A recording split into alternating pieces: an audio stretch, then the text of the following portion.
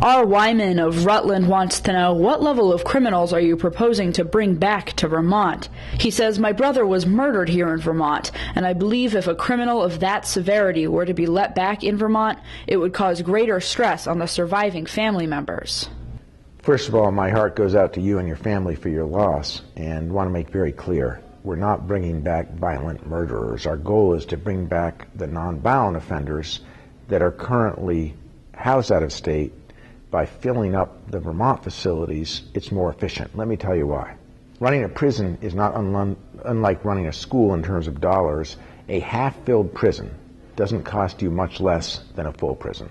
Our challenge in Vermont is that we're not filling up our beds. So by bringing back the out-of-state offenders, putting them in Vermont prisons, it allows us to use the saved dollars to win our war on recidivism, to see to it that we have the services on the ground, the mental health counseling, the housing, the job training, the drug and alcohol counseling, and the internships to ensure that we reintegrate our nonviolent offenders into our communities once their time is up, so that they don't end up back in the system. Right now, this is astonishing, 60 to 70% of our nonviolent offenders, after their time is up, end up back in the system within 3 years at $47,000 a year. That is not sustainable. So our goal is to use our corrections dollars more efficiently by running full facilities in Vermont and allowing us to invest those dollars saved in prevention on the streets so that we break the revolving door that we currently have in our corrections system, which is bankrupting Vermonters. William Cecil Masters of Bennington says, if you want to clear financial gaps, why not get marijuana legalized and add $15 as a tax price on top of the street value or purchase price? That's an interesting question, and a lot of Vermonters wonder the same thing. So let me tell you what I can do as governor and what I can't do. Federal law prohibits the sale of marijuana. No governor can change that.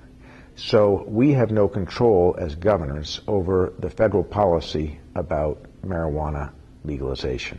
What we do have as governors authority over is decriminalizing marijuana, which I support, so that we use our law enforcement dollars trying to lock up or arrest people who are doing real harm to society, not those that are dealing with small amounts of marijuana. And the second thing we can do is ensure that through our medical marijuana bill, which was signed into law by Governor Douglas, or he let it become law, I should say, that we have dispensaries available to people who have a prescription for marijuana for medical purposes where they can access that legally instead of having to buy it by a drug dealer. That's what we're trying to do in this legislature. Decriminalize, which I would really like to get done, and dispensaries run by the Department of Public Service to ensure that it's done well so that older people or patients who are suffering from chronic pain, whose doctors prescribe them marijuana, can get it without buying it from a drug dealer. That makes good sense. That's what we can control. The rest of the idea is intriguing, but as governor, I have absolutely no authority over the legalization of marijuana at the federal level.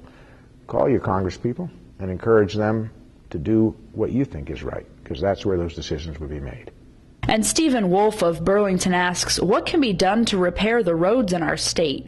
Each spring the potholes are filled in, and by the end of winter they're back.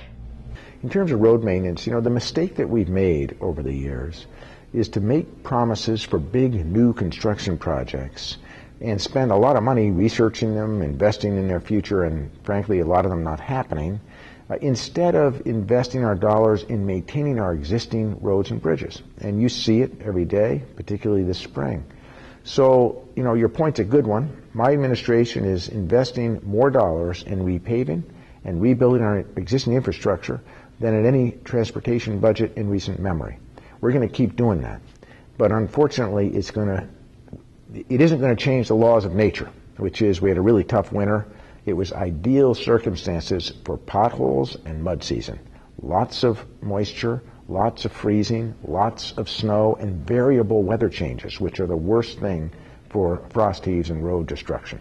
So we had a tough battle on our hands.